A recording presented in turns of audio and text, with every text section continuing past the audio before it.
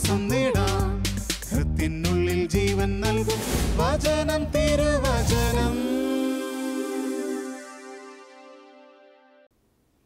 യേശുവിൽ ഏറ്റവും പ്രിയപ്പെട്ട സഹോദരങ്ങളെ, ഇന്ന് നമ്മൾ ചിന്തിക്കുന്ന വിഷയം അബ്രഹാമിൻ്റെ ആത്മീയ സൗന്ദര്യം എന്നതിനെ പറ്റിയാണ്. അബ്രഹാം ഒരു അത്ഭുത മനുഷ്യനാണ്. ജീവിതത്തിൽ മുഴുവനും ദൈവത്തോട് ചേർന്ന് നടന്ന് മക്കളായ നമുക്ക് ഒരുപാട് സന്ദേശങ്ങൾ പകർന്നു തന്ന ഒരു മനുഷ്യൻ. അബ്രഹാമിൻ്റെ ആത്മീയ സൗന്ദര്യം വെളിപ്പെടുത്തുന്ന മനോഹരമായ രംഗങ്ങൾ നിറഞ്ഞ ഒരു അധ്യായമാണ് ഉൽപ്പത്തി പുസ്തകം 14-ാം അധ്യായം. ഒന്നാമതായിട്ട് നമ്മൾ ചിന്തിക്കുന്നത് യുദ്ധത്തിൽ അബ്രഹാം കാണിക്കുന്ന ആത്മീയ സൗന്ദര്യം. ഉൽപ്പത്തി പുസ്തകം 14-ാമത്തെ അധ്യായത്തിൽ നമ്മൾ ഒരു രംഗം ബൈബിളിൽ കാണുന്നു. 5 രാജാക്കന്മാർ ഒരുമിച്ച് ചേർന്ന് ചുറ്റുപാടുമുള്ള പ്രദേശങ്ങളെയെല്ലാം യുദ്ധത്തിൽ കീഴ്പ്പെടുത്തുകയും അവിടെയുള്ള ജനങ്ങളെയും സമ്പത്തിനെയും എല്ലാം കൊള്ളയടിച്ച് തങ്ങളുടെ ദേശത്തേക്ക് കൊണ്ടുപോകുകയും ചെയ്യുന്നു. അങ്ങനെ ദേശങ്ങളും പ്രദേശങ്ങളും കൊള്ളയടിച്ച് ഇവർ കൊണ്ടുപോകുന്ന കൂട്ടത്തിൽ സോദോം എന്ന് പറയുന്ന പ്രദേശത്തെയും ഇവർ കൊള്ളയടിക്കുന്നു. നമുക്കറിയാം, ആ സമയത്ത് സോദോമിൽ ലോത്തും കുടുംബവും ജീവിച്ചിരുന്നു. ലോത്ത് അബ്രഹാമിൻ്റെ സഹോദര പുത്രനാണ്. ലോത്തിനെയും കുടുംബാംഗങ്ങളെയും വസ്തുവകകളെയും കൊള്ളയടിച്ചു കൊണ്ടുപോയപ്പോൾ ആ കൂട്ടത്തിലുണ്ടായിരുന്ന രക്ഷപ്പെട്ട ഒരു ഹെബ്രായൻ വളരെ കഷ്ടപ്പെട്ട് പ്രയാസപ്പെട്ട് പല ദേശങ്ങളിലൂടെ യാത്ര ചെയ്ത് ഒടുവിൽ അബ്രഹാമിൻ്റെ മുമ്പിലെത്തി വിവരം അറിയിക്കുകയാണ്. പ്രഭോ, അങ്ങയുടെ സഹോദരപുത്രനായ ലോത്തിനെയും കുടുംബാംഗങ്ങളെയും 5 രാജാക്കന്മാർ ചേർന്ന് പിടിച്ചുകൊണ്ടുപോയി. സമ്പത്തെല്ലാം അവർ കൊള്ളയടിച്ചു. അവർ അടിമകളായി ഇതാ പിടിക്കപ്പെട്ടിരിക്കുന്നു. യേശുവിൽ ഏറ്റവും പ്രിയപ്പെട്ട സഹോദരങ്ങളെ, ജീവിതത്തിൽ ഒരിക്കൽ പോലും യുദ്ധത്തിന് പോകാത്ത ഒരു വ്യക്തിയാണ് അബ്രഹാം. സമാധാനത്തിൻ്റെ മനുഷ്യനാണ്. അദ്ദേഹത്തിൻ്റെ മനസ്സിൽ എന്നും ശാന്തതയായിരുന്നു, സമാധാനമായിരുന്നു. ആരോടും വഴക്കിടാത്ത ഒരു സ്വഭാവമുള്ള മനുഷ്യനാണ് അബ്രഹാം. വേറെ എങ്ങും അബ്രഹാം യുദ്ധം ചെയ്യുന്നതായിട്ട് നമ്മൾ കാണുന്നുമില്ല. എന്നാൽ ഈ ഒരു ഒറ്റ പർട്ടിക്കുലർ പ്ലേസിൽ, ഈ ഒരു പ്രദേശത്ത്, ഈ ഒരു പ്രത്യേക സാഹചര്യത്തിൽ അബ്രഹാം തൻ്റെ മനസ്സിൽ ഒരു തീരുമാനമെടുക്കുകയാണ്. ഞാൻ യുദ്ധം ചെയ്യും, എൻ്റെ സഹോദര പുത്രനെയും കുടുംബാംഗങ്ങളെയും ഞാൻ വീണ്ടെടുക്കും. തൻ്റെ ഭവനത്തിൽ പയറ്റിത്തെളിഞ്ഞ് വളർന്നു വന്ന 318 യോദ്ധാക്കളോടൊപ്പം അബ്രഹാം യാത്ര പുറപ്പെടുകയാണ്. ദാൻ എന്ന് പറയുന്ന ഒരു സ്ഥലം വരെ അബ്രഹാം ശത്രുക്കളെ പിന്തുടരുന്നു. അവിടെ വച്ച് ദൈവത്തിൻ്റെ മഹാകാരുണ്യത്താൽ അബ്രഹാം വിജയം നേടുകയാണ്. 318 പേരും അബ്രഹാമും കൂടി 10,000 വരുന്ന ശത്രുരാജ്യത്തെ പട്ടാളക്കാരെ പരാജയപ്പെടുത്തിയത് തന്നെ ദൈവത്തിൻ്റെ കൃപ അബ്രഹാമിൻ്റെ കൂടെ ഉണ്ടായിരുന്നു എന്നുള്ളതിനെ നമുക്ക് വ്യക്തമായിട്ട് കാണിച്ചു തരികയാണ്. ഞാനിന്ന് പ്രധാനമായിട്ടും നിങ്ങളോട് പങ്കുവയ്ക്കാൻ ഉദ്ദേശിക്കുന്ന സന്ദേശം ഇതാണ്. സമാധാനത്തിന് വേണ്ടി നിലകൊണ്ട ഒരു മനുഷ്യൻ എന്തിനു വേണ്ടിയിട്ടാണ് യുദ്ധം ചെയ്തത്? അതും ജീവിതത്തിൽ ഒരിക്കൽ മാത്രം.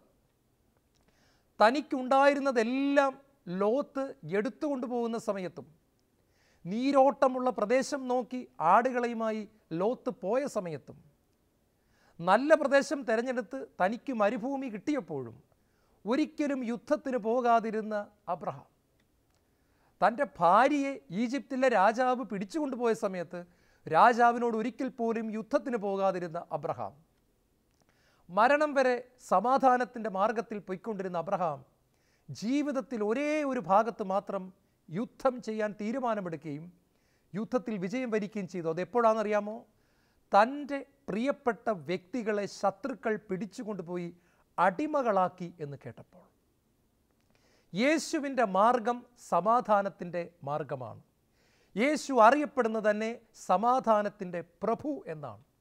ദൈവവചനം നമ്മളെ ഉത്ബോധിപ്പിക്കുന്നതും ക്രിസ്തുവിൻ്റെ സമാധാനം നിങ്ങളുടെ ഹൃദയങ്ങളെ ഭരിക്കട്ടെ എന്നാണ്. യേശു പ്രത്യക്ഷപ്പെടുമ്പോഴെല്ലാം പറയുന്നൊരു വാക്കാണ് പീസ് ബി വിത്ത് യു, സമാധാനം നിങ്ങളോട് കൂടെ. യേശു ജനിച്ച സമയത്തും മാലാഖമാർ പറഞ്ഞു സമാധാനം നിങ്ങളോട് കൂടെ. ഉയർത്തെഴുന്നേറ്റ യേശു പറഞ്ഞു സമാധാനം നിങ്ങളോട് കൂടെ.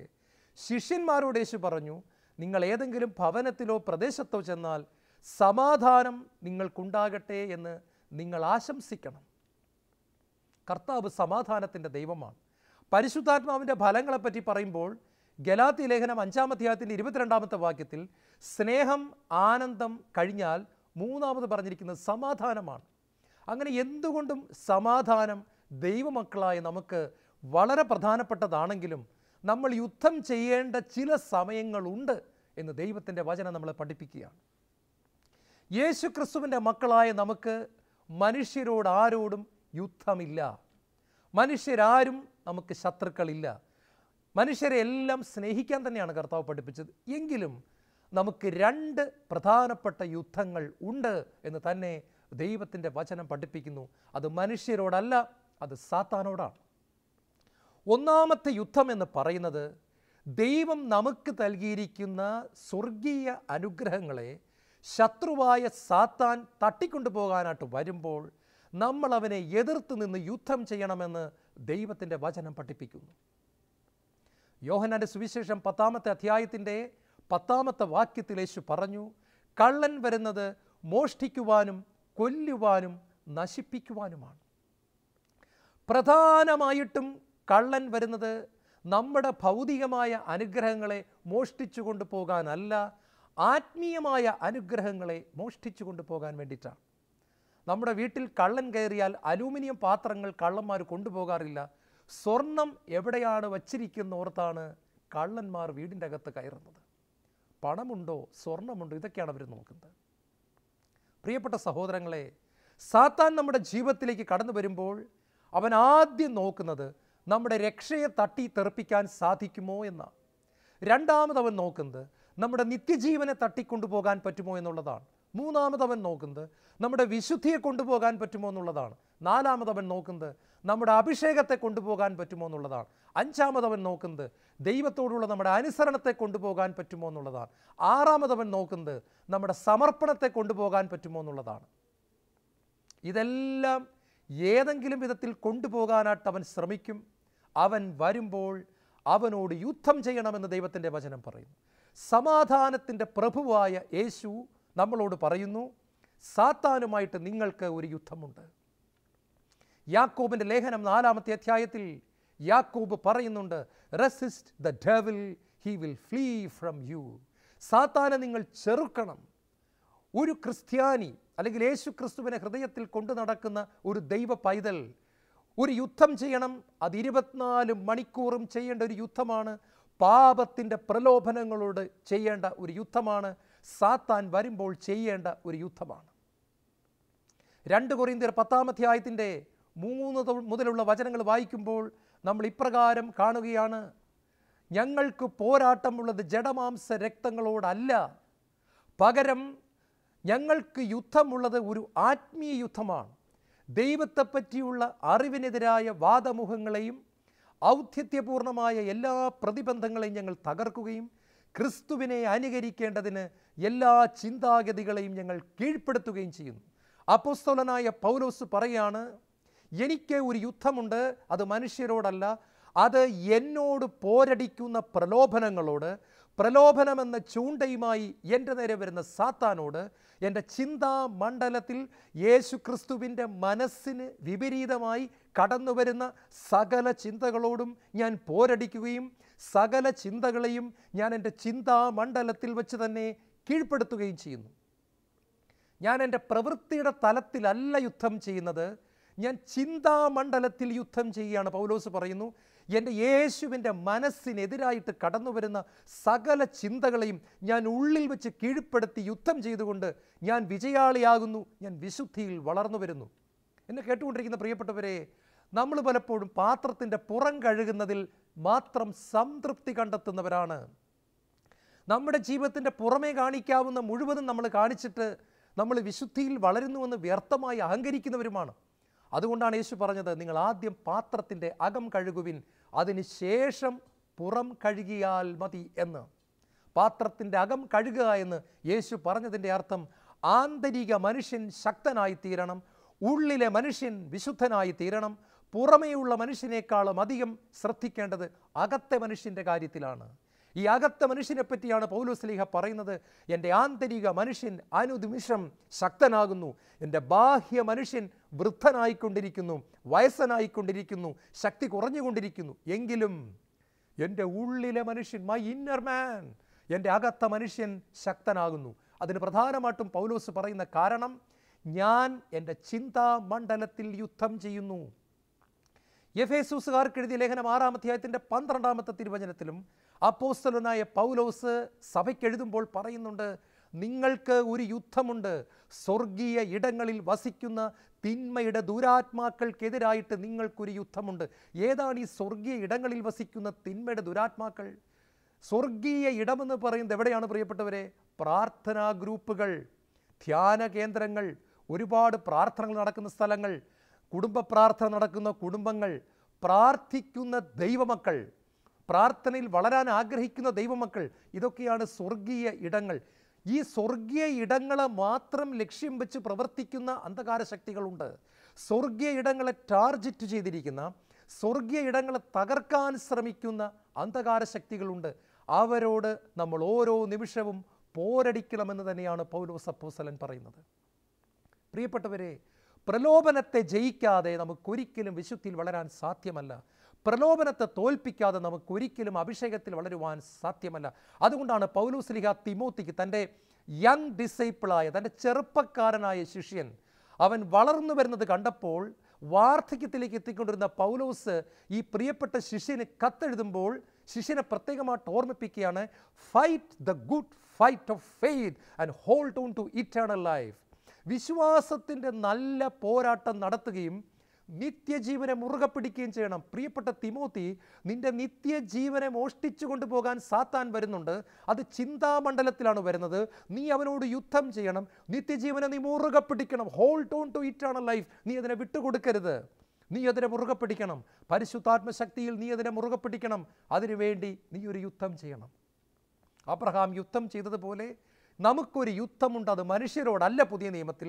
പുതിയ നിയമത്തിൽ നമുക്ക് മനുഷ്യരോട് യുദ്ധമില്ല. പകരം യുദ്ധമുള്ളത് നമ്മുടെ ആത്മാവിൻ്റെ ശത്രുവായ സാത്താനോടാണ്.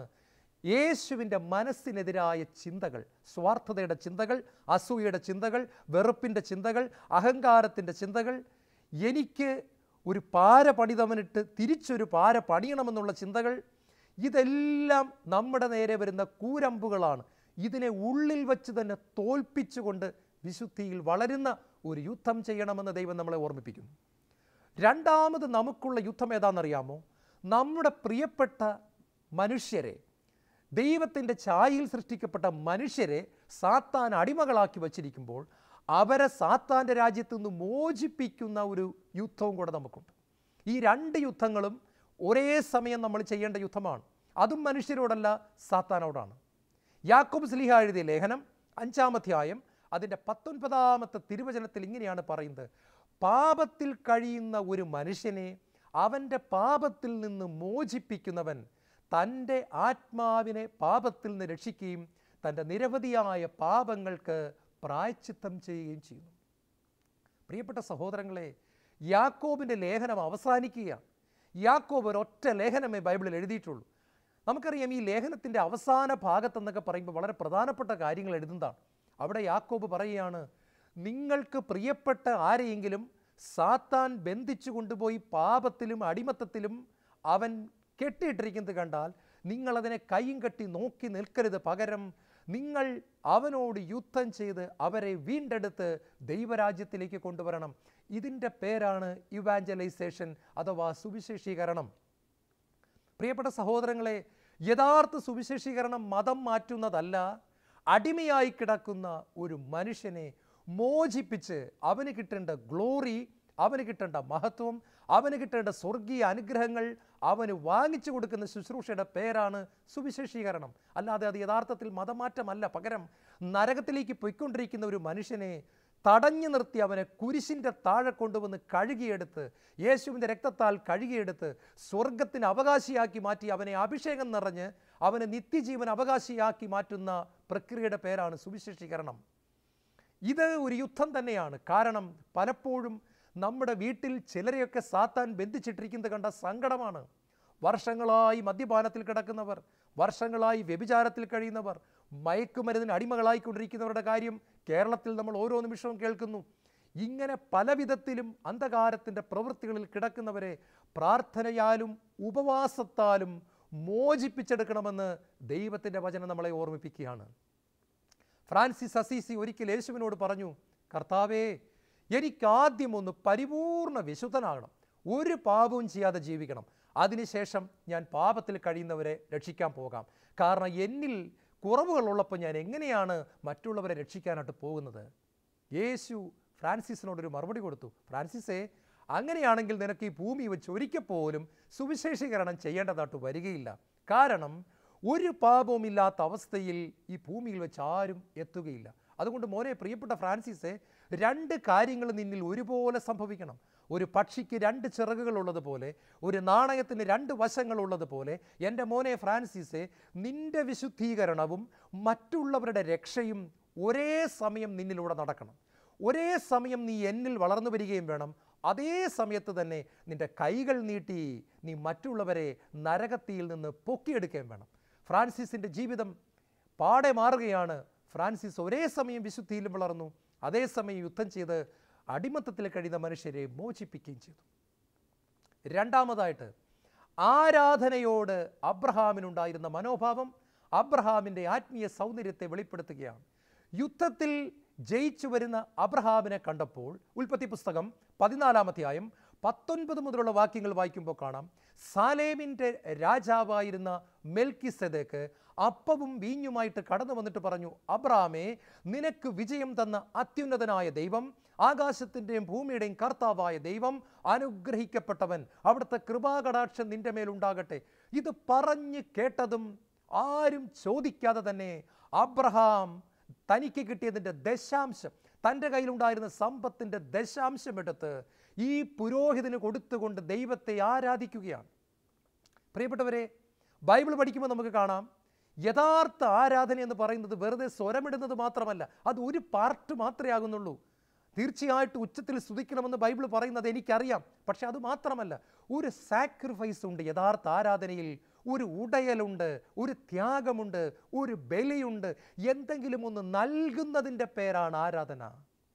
ദൈവത്തിന് ആരോഗ്യം കൊടുക്കുന്ന ആരാധന, ദൈവത്തിന് സമയം കൊടുക്കുന്ന ആരാധന, ദൈവത്തിന് കഴിവുകളെ കൊടുക്കുന്ന ആരാധന, ദൈവത്തിന് സമ്പത്ത് കൊടുക്കുന്ന ആരാധന. ഹെബ്രായ ലേഖനം 13-ാം അധ്യായത്തിൽ നമ്മൾ വായിക്കുന്നുണ്ട്, നിങ്ങൾക്കുള്ളവ പങ്കുവയ്ക്കുന്നതിലും നന്മ ചെയ്യുന്നതിലും നിങ്ങൾ മടി കാണിക്കരുത്. ഇത്തരം ആരാധന ദൈവത്തിന് സ്വീകാര്യമാണ്.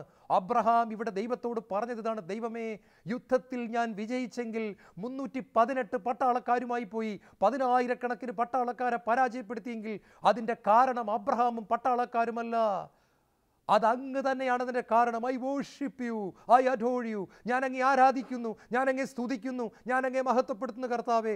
എൻ്റെ സമ്പത്ത് കൊണ്ട് ഞാൻ അങ്ങേ ആരാധിക്കുന്നു. സുഭാഷിതങ്ങളുടെ പുസ്തകം 3-ാം അധ്യായം 9-ാം തിരുവചനം, കർത്താവിനെ നിൻ്റെ സമ്പത്ത് കൊണ്ടും നിൻ്റെ ഉൽപ്പന്നങ്ങളുടെ ആദ്യ ഫലങ്ങൾ കൊണ്ടും നീ ആരാധിക്കണം, നീ മഹത്വപ്പെടുത്തണം. കർത്താവിനെ നിൻ്റെ സമ്പത്ത് കൊണ്ട് നീ മഹത്വപ്പെടുത്തണം. Glorify God with your money. ദൈവത്തെ നീ ആരാധിക്കണം നിൻ്റെ സമ്പത്ത് കൊണ്ട്, നിൻ്റെ എല്ലാ ഉൽപ്പന്നങ്ങളുടെയും ആദ്യ ഫലം കൊണ്ട് നീ ദൈവത്തെ മഹത്വപ്പെടുത്തണം, നീ ദൈവത്തെ ആരാധിക്കണം. അബ്രഹാമിന് അത് അറിയാമായിരുന്നു. പ്രിയപ്പെട്ടവരെ, അബ്രഹാം സമ്പത്ത് കൊടുത്ത് ദൈവത്തെ ആരാധിക്കുകയാണ്. ഓസ്ട്രേലിയ എന്ന് പറയുന്ന രാജ്യത്ത് 2 കൈകളും 2 കാലുകളും ഇല്ലാത്തവനായി ജനിച്ച നിക്ക് എന്ന് പറയുന്ന ഒരു ചെറുപ്പക്കാരനുണ്ട്. നിങ്ങൾ ടി വിയിലും കമ്പ്യൂട്ടറിലും ഒക്കെ അടിച്ചു നോക്കിയാൽ, അദ്ദേഹത്തിൻ്റെ പേരടിച്ചു നോക്കിയാൽ നിങ്ങൾക്ക് അദ്ദേഹത്തെ കാണാൻ പറ്റും. യൂട്യൂബിൽ നിങ്ങൾ നിക്ക് ഓസ്ട്രേലിയ എന്ന് അടിക്കുക, കാണാം. 2 കൈകളുമില്ല, ഷോൾഡറിൻ്റെ അപ്പുറത്തേക്ക് ഒന്നുമില്ല, 2 കാലുകളുമില്ല, അരക്കെട്ടിന് താഴേക്ക് 2 കാലുകളുമില്ല. 2 കൈകളും 2 കാലുകളും ഇല്ലാത്തവനായിട്ട് ജനിച്ചു വളർന്ന നിക്ക് ജീവിതത്തിൽ തകർന്നു പോയി. പക്ഷേ അദ്ദേഹത്തിന് ഒരിക്കൽ മനസ്സിലായി, ദൈവത്തിന് എന്നെക്കുറിച്ചും ഒരു പദ്ധതിയുണ്ട്, ദൈവത്തിന് എന്നെക്കുറിച്ചൊരു പ്ലാനുണ്ട്. അതെനിക്ക് മനസ്സിലാകുന്നില്ല, പക്ഷേ ഒരു പ്ലാനുണ്ട്. പരിശുദ്ധാത്മാവ് അദ്ദേഹത്തെ തൊട്ടു. പ്രിയപ്പെട്ടവരെ, ഇന്ന് അദ്ദേഹം ലോകം മുഴുവൻ യാത്ര ചെയ്ത് തകർന്നു കിടക്കുന്ന ലക്ഷക്കണക്കിന് ജനങ്ങൾക്ക് പ്രത്യാശ കൊടുക്കുന്ന പ്രസംഗകനായി തീർന്നിരിക്കുകയാണ്. ഇദ്ദേഹത്തിൻ്റെ പ്രസംഗം കേട്ടുകൊണ്ട് ആത്മഹത്യ ചെയ്യാൻ ചിന്തിച്ചിരുന്ന അനേകർ യേശുക്രിസ്തുവിലേക്ക് കടന്നു വരുന്ന അനുഭവം ഉണ്ടാകുന്നു. അദ്ദേഹത്തിൻ്റെ ജീവിതം അനേകർക്ക് വഴികാട്ടിയായി തീരുന്നു. 2 കൈയും 2 കാലും ഇല്ലാഞ്ഞിട്ടും നിക്ക് ദൈവത്തെ ആരാധിക്കാൻ പഠിച്ചപ്പോൾ ദൈവം അദ്ദേഹത്തെ കരങ്ങളിലെടുത്ത് ഉയർത്തുന്ന രംഗമാണ് നമ്മൾ കാണുന്നത്. താലന്തുകളുള്ളവർ ദൈവത്തെ താലന്ത് കൊടുത്ത് ആരാധിക്കണം, കഴിവ് കൊടുത്ത് ആരാധിക്കണം, സമ്പത്ത് കൊടുത്ത് ആരാധിക്കണം, സമയം കൊടുത്ത് ആരാധിക്കണം. അബ്രഹാം ദൈവത്തെ ആരാധിക്കാൻ പഠിച്ചവനായിരുന്നു. മൂന്നാമതായി, സമ്പത്തിൻ്റെ കാര്യത്തിൽ അബ്രഹാം തൻ്റെ മഹത്വം വെളിപ്പെടുത്തുകയാണ്.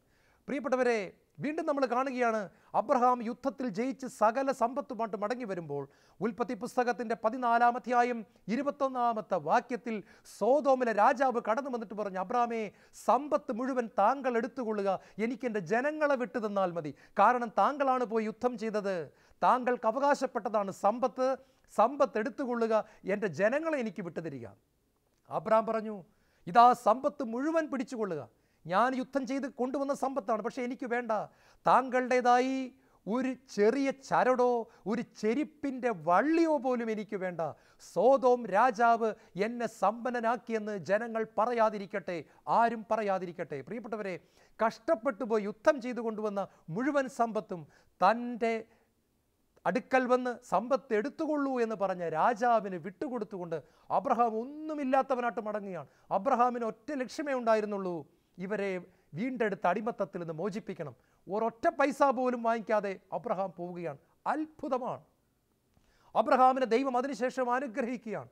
അബ്രഹാം വലിയ സമ്പന്നനായി തീരുകയാണ്. 1 തിമോത്തി 6-ാം അധ്യായത്തിൻ്റെ 10-ാമത്തെ വാക്യം ഇങ്ങനെ പറയുന്നു, പരിശുദ്ധാത്മാവ് പറയുന്നു, ധനമോഹമാണ് എല്ലാ തിന്മകളുടെയും അടിസ്ഥാന കാരണം. ധനമോഹത്തിലൂടെ പലരും വിശ്വാസത്തിൽ നിന്ന് വ്യതിചലിക്കുകയും ഒട്ടേറെ വ്യഥകളാൽ തങ്ങളെ തന്നെ മുറിപ്പെടുത്തുകയും ചെയ്തിട്ടുണ്ട്. കേരളത്തിൽ തന്നെ 3 കോടിയിലധികം ജനങ്ങളാണ് കരിസ്മാറ്റിക് നവീകരണ ധ്യാനം കൂടി പരിശുദ്ധാത്മാവിൻ്റെ അഭിഷേകത്തിൽ വന്നത്. ഈ 3 കോടി ജനങ്ങൾ അഭിഷേകത്തിൽ നിലനിന്നിരുന്നെങ്കിൽ ലോകത്തിൻ്റെ അവസ്ഥ എന്താകുമായിരുന്നു? ഇതിൽ അനേകരെ തകർത്ത് കളഞ്ഞത് പണത്തോടുള്ള ആർത്തിയാണ്. പണം അതിൽ തന്നെ തെറ്റല്ല പ്രിയപ്പെട്ടവരെ, പണമില്ലാതെ ജീവിക്കാനും നമുക്ക് പറ്റില്ല. പക്ഷേ ദൈവത്തെക്കാൾ ഉപരി അതിന് പ്രാധാന്യം കൊടുക്കുമ്പോൾ, പണത്തിന് വേണ്ടി ജീവിക്കുമ്പോൾ ബന്ധങ്ങൾ തകരുന്നു, സ്നേഹങ്ങൾ നഷ്ടപ്പെടുന്നു, ആളുകളിൽ നിന്ന് അകലുന്നു. കാരണം ആളുകളോട് അടുത്താൽ വേദനിക്കുന്നവർ വന്ന് കൈനീട്ടിയാലോ എന്ന് ചോദിച്ചുകൊണ്ട് പണം കിട്ടിക്കഴിയുമ്പോൾ മനുഷ്യരിൽ നിന്നും അകന്ന് ഒറ്റപ്പെട്ട് ജീവിക്കുന്ന വ്യക്തികളെ കണ്ടിട്ടുണ്ട്. ആരുമായിട്ടും ബന്ധം കൂടാൻ ആഗ്രഹിക്കാതെ സ്വാർത്ഥതയ്ക്ക് അടിമപ്പെട്ട് തകർന്നു പോകുന്ന മനുഷ്യർക്ക് ധ്യാനത്തിൽ കിട്ടുന്ന മുഴുവൻ അരൂപി നഷ്ടപ്പെട്ടു പോകുന്നു, ജഡികരായി തീരുകയാണ്. എന്നാൽ അബ്രഹാമിനത് സംഭവിച്ചില്ല. അബ്രഹാമിന് വേണമെങ്കിൽ അത് എടുക്കാമായിരുന്നു. കാരണം യുദ്ധം ചെയ്തത് അബ്രഹാമാണ്. എന്നിട്ടും അബ്രഹാം അതിൻ്റെ അകത്ത് നിന്ന് 5 പൈസ പോലും എടുക്കാതെ മുഴുവനും വിട്ടുകൊടുത്തുകൊണ്ട് ഒഴിഞ്ഞ കൈപാട്ട് വരുമ്പോൾ ദൈവം സ്വർഗം തുറന്ന് അബ്രഹാമിനെ അനുഗ്രഹിക്കുകയാണ്. അബ്രഹാം വലിയ സമ്പന്നനായി മാറുന്നു എന്ന് ദൈവത്തിൻ്റെ വചനം പിന്നീട് പറയുകയാണ്. അബ്രഹാമിൻ്റെ മഹത്വം വെളിപ്പെട്ട 3 മേഖലകളാണ് നമ്മളിവിടെ കണ്ടത്.